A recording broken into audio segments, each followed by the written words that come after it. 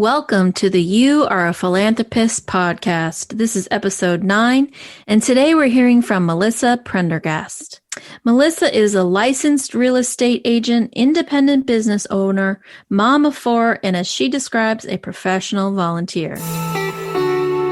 Welcome to the You Are a Philanthropist podcast with Jen Klein, a certified fundraising executive and philanthropic entrepreneur. This show is dedicated to empowering and inspiring you to make a difference in your community and our world. Jen believes all acts of kindness matter, and this show is designed to help you take pride in your everyday actions of improving the lives of others and making a change in the world. Now, here's Jen. Welcome to the show, Melissa. Jen, I'm thrilled to be here. Thank you for having me. I want to congratulate you on your podcast and all your endeavors promoting philanthropy in our communities. That's so kind of you. And I'm so excited to be doing this podcast and sharing everyday stories with my listeners. And I love that you call yourself a professional volunteer. Can you tell me more about what that means to you? Sure. I feel like I've been volunteering since I was a small child. I remember as a kid being in a congregation at church and a family having a fire. And this family needed clothes and supplies. And I remember helping my parents gather things for this family that had this less than fortunate incident and devastated their family life. And I remember doing it and being inspired. It just lit something up inside of me. And as I got older and I worked with small children, even as a middle schooler, working with kids in the neighborhood, like seeing them smile and seeing their joy and their happiness when I'd help them on the structure or, do some artwork with them. Again, that fire sort of lit up. It became a passion inside my belly, and I knew that being a volunteer and helping others was something that was very important to me. Wow, I really love that. And how old were you at that time? I would say probably around middle school. And as I got older and I got into high school, I had this opportunity to work with a Boy Scout troop in Fitchburg, Massachusetts. And it wasn't just any Boy Scout troop. It was a special needs Boy Scout troop. And we would have weekly meetings, and I would go and volunteer and help the boys fulfill their badge requirements. And the excitement when I would walk in the door of these Boy Scouts, excited to see me and what we were going to do that evening, again, ignited a spark. It was just pure joy and fun. And I felt like seeing their smile made all the difference for me. That sounds wonderful. I love how it's a reciprocal relationship about how excited you were to be with them, but also how excited they were to be with you. How did that get started? How did you find that group? Well, there was a contact that I knew that had worked in Fitchburg, and she had recommended I do something with the Boy Scouts. She knew I was looking for a type of give back situation, and she connected me with the troop leaders, and it just grew from there. And I think that initial experience where it was on a weekly basis, and Scouts is all about progression, and especially working with special needs boys and teaching them progression and seeing what they could accomplish from the beginning to the end of a badge was just heartwarming. And to see their expression and their excitement over their accomplishment meant the world. And after that, I just continued to do volunteer work through high school and through college. And then as I became a mom, what I did was volunteer in the activities or the schools that my children were in. And it gave me the opportunity to be around my family and at the same time give back to the community that was shaping my family. And it started with the Village Green Preschool. I was a chairman on the board of the preschool. And from there, I became a volunteer at the school, the elementary school, the middle school. I think I might be the longest running room mom in the history of Sterling room moms. And I also joined the School Improvement Council and worked with people in the community and the administration of the school to help improve policies and procedures at the school. So how many years did you say you were volunteering at the village school? I volunteered at the Village Green Preschool for about 5 to 6 years. I was the communications chair, and I would, write articles for the newspaper of different things that the school would do and put pictures in the newspaper and promote the good and charitable activities that the school would do, like a food drive or raise money for some community endeavor. And how is that? You mentioned that you enjoy being closer with your children as well, and you mentioned you have 4 children.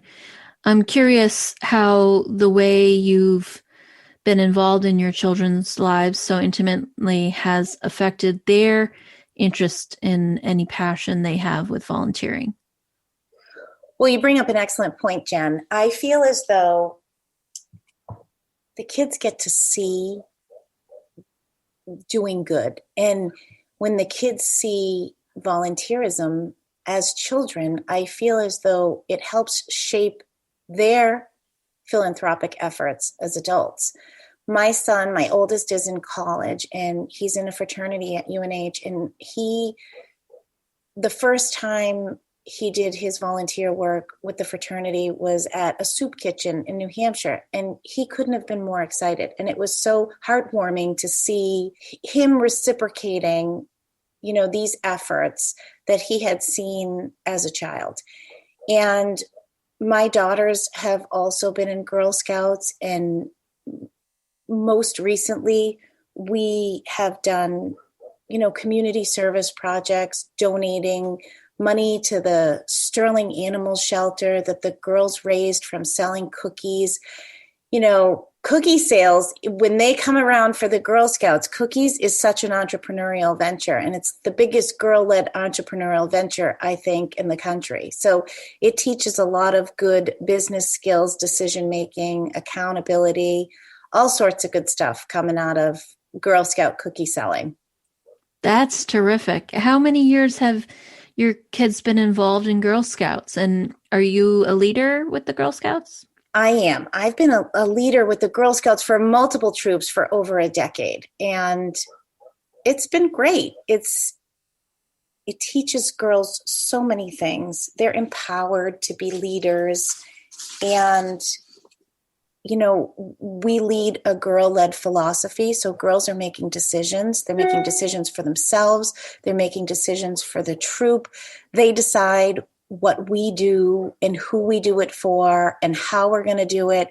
All great leadership qualities for girls. And being a leader of the Girl Scouts also gets the girls and I, myself as a leader, involved in the community.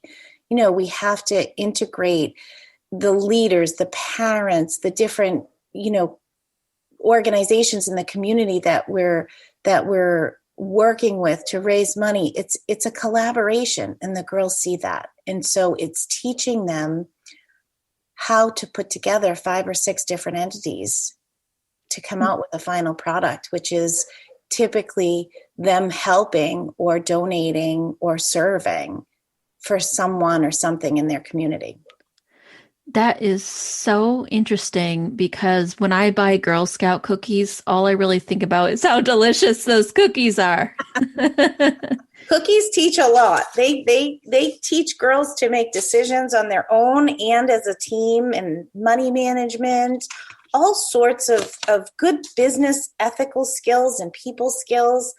They create a budget and handle the money and handle all the accounting. It's just great. I know, in the beginning when we'd sell cookies, I'd say, oh no, here we go. Pressure to sell cookies, pressure to earn prizes.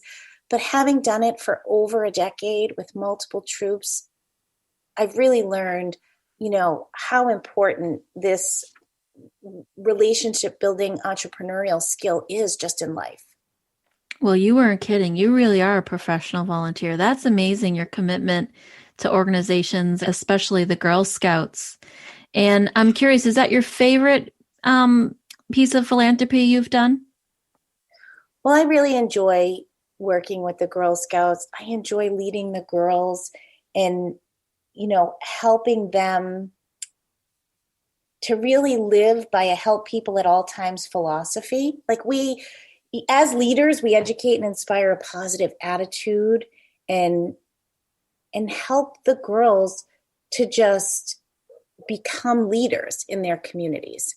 And, our most recent philanthropic endeavor, we donated 200 boxes of cookies to the DCU Center Field Hospital here in Worcester, which was handling all the COVID patients. And my daughter had an idea and a dream, and she wanted to give something back to the heroes, the healthcare workers that put themselves on the front lines and risked their health and their family's health to help these patients with COVID.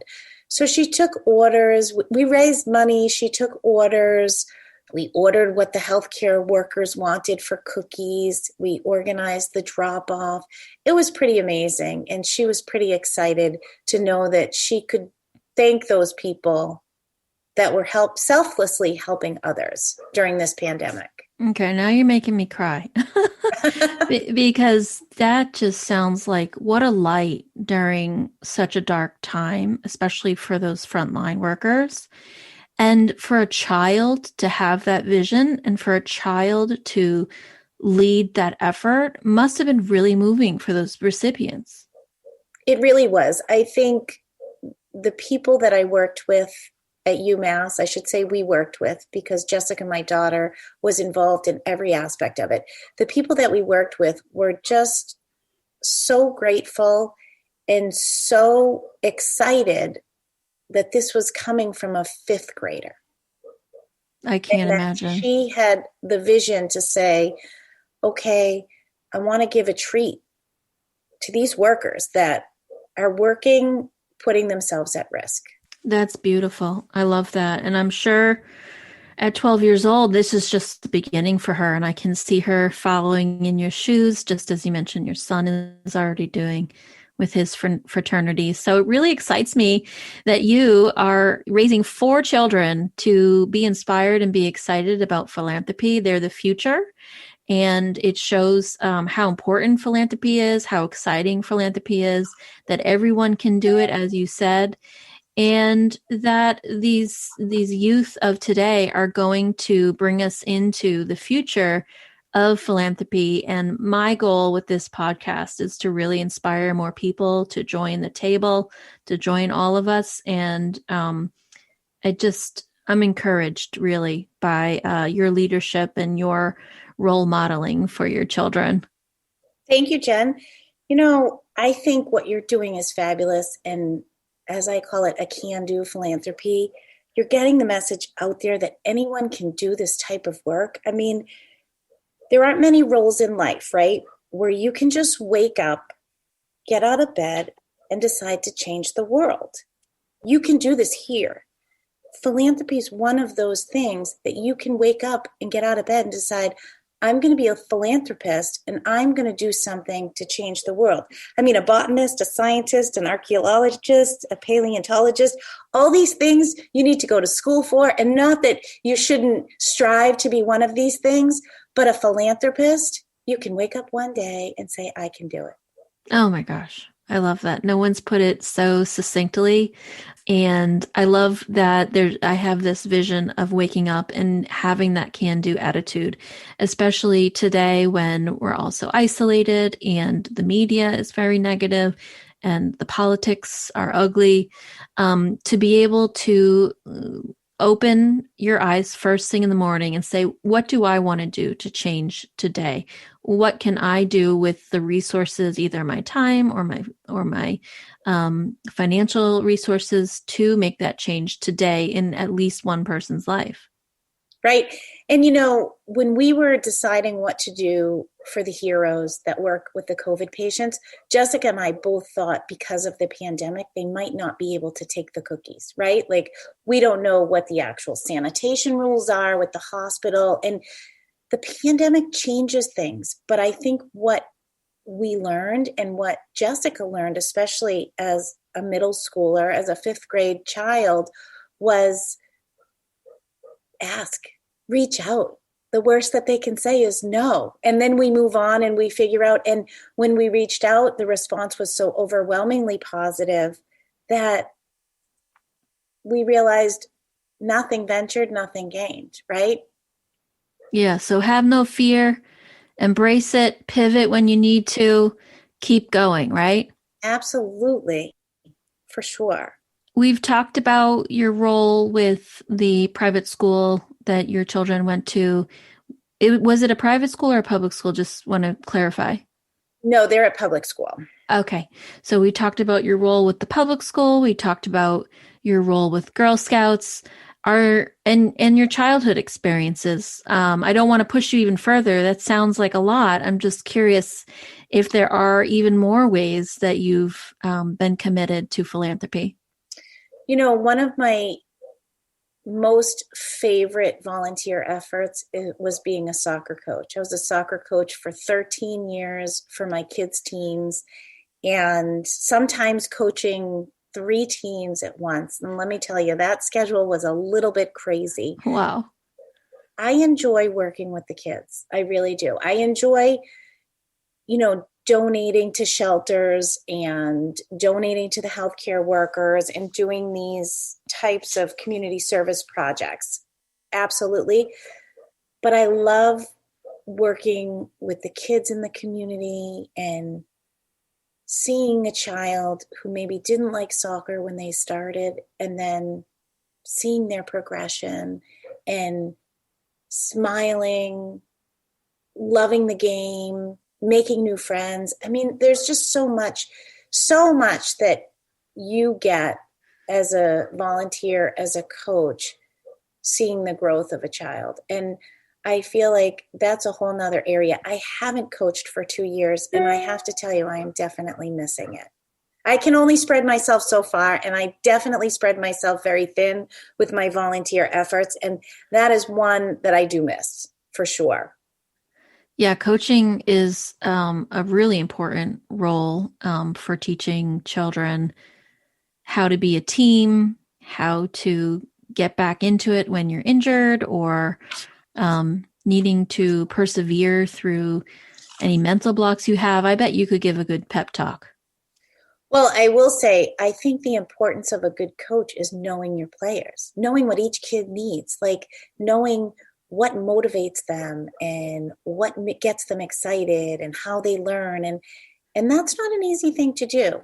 We throw volunteers out there in coaching positions, and it's not easy to get underneath and inside and figure out what each kid needs. And I really feel like that's what makes a good coach. And that's how you get a winning team, because you know what motivates each player to do their part and where they need to work on. And it's a very rewarding role, I will say that, knowing that you're shaping the lives of these young athletes. That's so cool.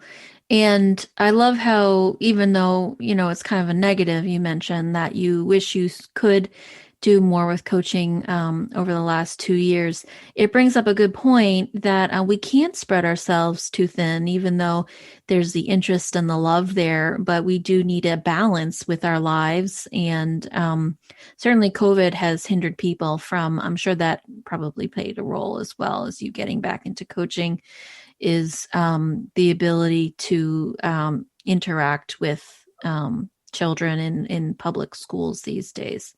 I know there's limits on who can be attending programs and such. Yes, the pandemic has changed so much. And I truly believe that what we need to do as philanthropists with our children is teach them about empathy. We need to empower them with empathy. We need, as adults in our communities, to be able to have our children understand that, there are people out there that are less fortunate than them, or there are organizations that need help to run. And when we teach these things to our children, as children in the home, it creates philanthropic leaders down the road. I'm curious, you mentioned that early experience and your parents teaching you the value of philanthropy, and obviously there's a synergy with the people that you help, and that feels really good. But I'm curious, is there any person in particular that either in your personal life or in the public realm that inspires you in your philanthropic work? That's a great question. I think it would have to be my parents. Seeing my parents want to help others and do good, and being there in the community, and being good role models, and being coaches, and being leaders to say, let's donate, let's do this to help someone else. You just reminded me of an example. When I was in high school, there was a situation where I think I was a freshman maybe, and there was a senior who had fallen and had become paralyzed, and he now needed all this money for wheelchair accessibility and ramp and all sorts of things that were life-changing. And because of my parents and their support, I was able to plan a yard sale on our street and shut the street off from traffic, and everyone got involved. It was pretty amazing. And I want to say we raised $2,000 or $3,000 from that yard sale that we were able to say, here's something to just help. And I couldn't have done that as a freshman without the support of my parents as role models. So to answer your question, undoubtedly, it started in the home with my family. Wow, that is so beautiful, because we think we have to look to these celebrities and what they're doing in these grand ideas and how much money they have. And what I've been hearing from my guests and what I call everyday philanthropists, or like you call it can-do philanthropists, is that it is so simple as starting in the home and starting as role models as a young child. I couldn't agree with you more, Jen. I think that's where it begins. We model the behavior for our children, and what they see is what they learn. That is amazing. I am a mom of 2 boys, 5 and 3 years old, and I hope that this podcast inspires them some way. On Saturday, I'm going around to a dozen of my neighbors and picking up bags of food for the local food pantry and driving to the food pantry. And I have brought them both before, and they actually love doing that. And I remember the last time we went probably was in November, because they skipped a pickup because of COVID. And my son asked one of the volunteers, he said, what is this for? And the woman said, oh, it's for people who can't have food to buy at the store. And he said, what do you mean?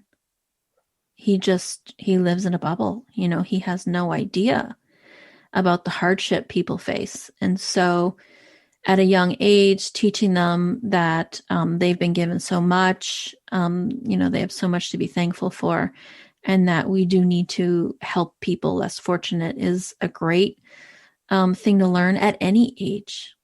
I agree with you, Jen. And when the kids get to see the expression on people's faces, right? You're bringing them and exposing them to this light that they see, that they get to see a light inside of somebody's eyes or their facial expression to say, thank you, you thought of me and you made a difference. You might make all the difference for one of those people that you're doing this good deed for.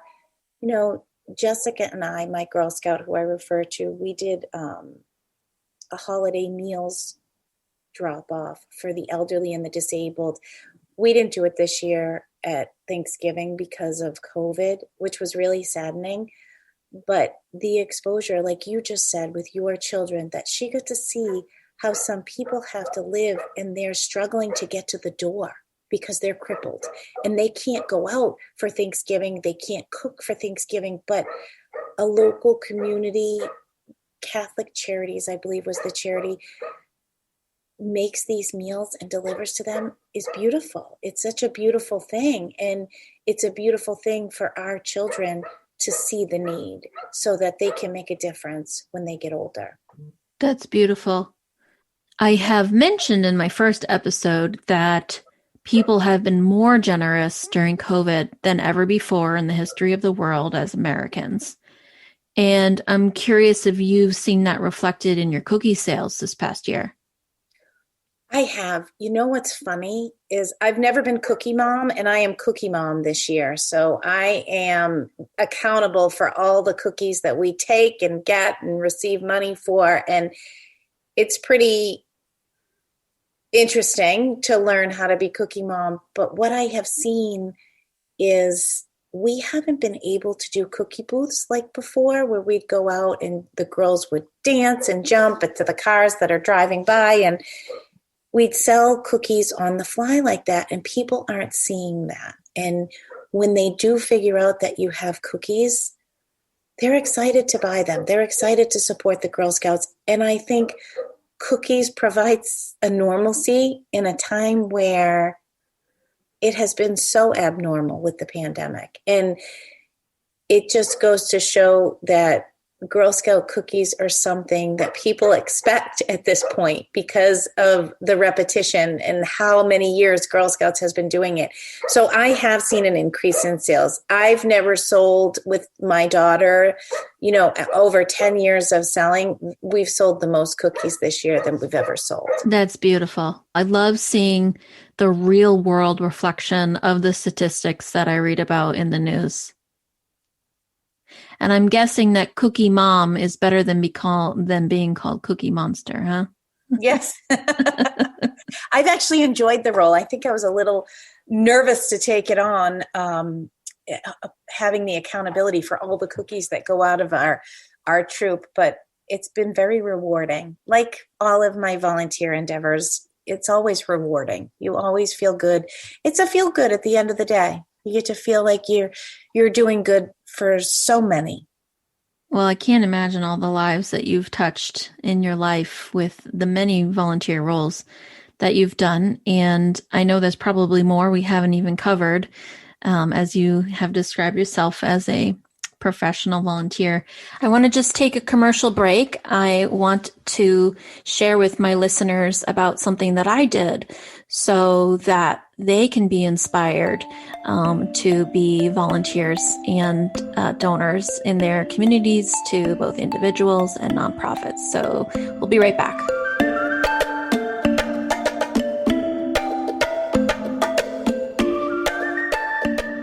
Let's take a break to talk about a company that I'm passionate about, Stella & Dot. Stella & Dot creates personalized jewelry that boosts your love of life. Stella & Dot is committed to sourcing and producing jewelry and accessories in a legal, ethical, and socially responsible way. Beautify your life and buy you or your loved one a beautiful personalized piece of jewelry.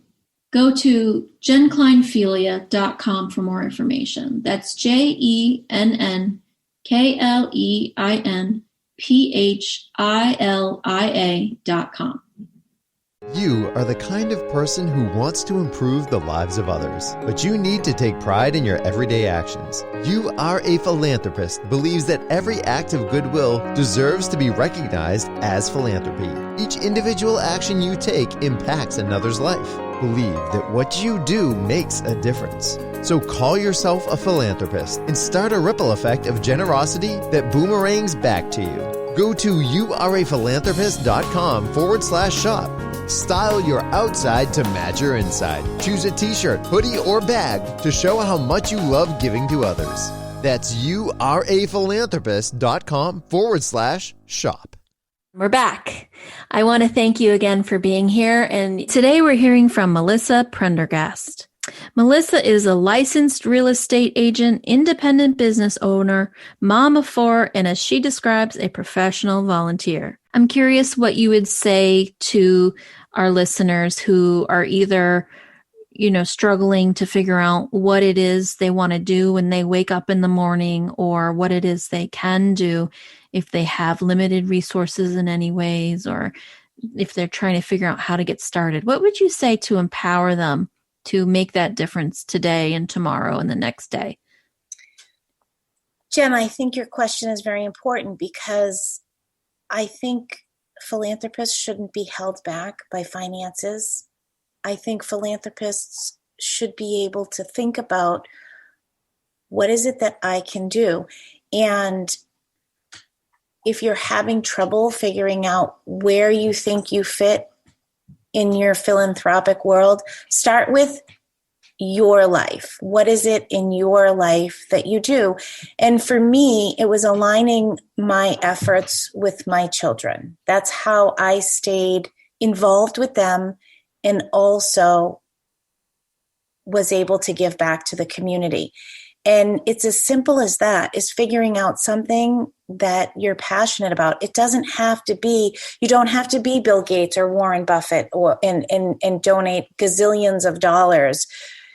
If you have a passion for baking, maybe drop off meals to new moms, or you work with an organization that, has needs for food. And, there's an organization that I recently saw on the news called Lasagna Love. Have you seen that? I have, yes. Where they were baking lasagnas. It really starts from within. It's your passion and what you're excited about and where you think if you love animals, maybe find your local animal shelter where you can volunteer, or maybe all they need are old towels that you have laying around the house that you're not, it really, the sky is the limit. And when you do it, our kids are watching. And so involve the kids. If you have little kids, involve the kids. If you have nieces and nephews, involve them. Let them know, ask them what their ideas were. When we were doing the cookies for the heroes, we called it Operation Cookie 2021. And Jessica chose. She chose where we were going to give the cookies, who they were going to go to, how we were going to do it. It was completely girl-led. And I think it doesn't need to be an act of finances. It doesn't need to be an act of giving loads of money. It can be time. It can be old clothes that are gently used. It's just a matter of making a difference. That's beautiful. And one of the things I'm sure you could agree about is if you are very busy and you don't have all this time, just do anything you can. Anything you can. It could be, I have a friend who has been working with families of children who have cancer, and he just purchased a house on Cape Cod, and it's called Tommy's Place. And he's renovating the Elm Arch Inn, which is in Falmouth. And what he's doing is providing a vacation home for families with children who are battling cancer that might not see next summer. Oh my gosh. So he's giving a vacation to these families that are struggling with medical bills and emotion and fear and doubt and hope. And, people have reached out in all different kinds of capacities, whether it's donating time or money or something, library books. Like I have kids who no longer read these baby books. Like I could put together, which I intend to do, I could put together, caseloads of books to donate to the library at this home or vacation home, I should say, for kids battling with cancer. So I really feel like just get creative. Be creative. Yeah, it sounds like your friend just was like, this is what I'm going to do. This is what I'm passionate about. And I'm not going to let anybody stop me. And I'm just going to do it. And like you said, the sky is the limit. I can't imagine the joy that those families are going to experience when they get this beautiful vacation home on Cape Cod and remembering those memories as a family during such a hard time. It's amazing. It's really amazing. And there are so many people that want to do good. There really are. There really are. And my children were watching Mr. Rogers yesterday morning and Saturday morning. And I think we can always think about what he said is look at the helpers. And I want to thank you for being one of those helpers for your lifetime. And I know you're never going to stop, are you? No, more good to come. More good to come from us. I think this is a passion of mine, and I will be doing these kinds of things for the long haul. That's beautiful. And tell me, I usually like to ask my listeners if they would donate to a charity of your favorite choice. So can you share with us where our listeners could go if they are so inspired to donate to your favorite charity? Absolutely. The Girl Scouts from our troop are working on raising well-needed items for a brand new organization called Nurses for Hope. And it's out of the Worcester area, and there is a list of items that are needed for, it started out as needed items for COVID patients, and the response has been so wonderful that they're able to extend the giving to other areas of patients that don't have very many clothes or are in need of certain things. And even children, even child patients are going to be benefiting from this endeavor. So there is a list of needed items, and if you search Nurses for Hope on Facebook, the information will pop up. That's beautiful. And that's another perfect example to end our session today of somebody who said, this is what I'm going to do, and I'm not going to let anybody stop me. I'm just going to ask and ask and ask people to join me. And people are responding, and I hope my listeners will too. Absolutely. Thanks for coming today, Melissa, and sharing. Jen, thank you so much for having me. I enjoyed talking with you, and I look forward to many future philanthropic endeavors. Thank you, Melissa. Have a great day. You too. Take care.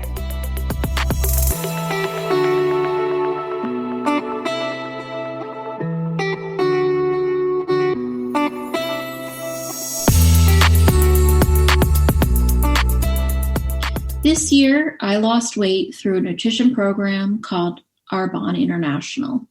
Arbonne uses products that are good for your body and eliminate 2,000 toxins. They have nutrition and skincare products to help your body feel the best.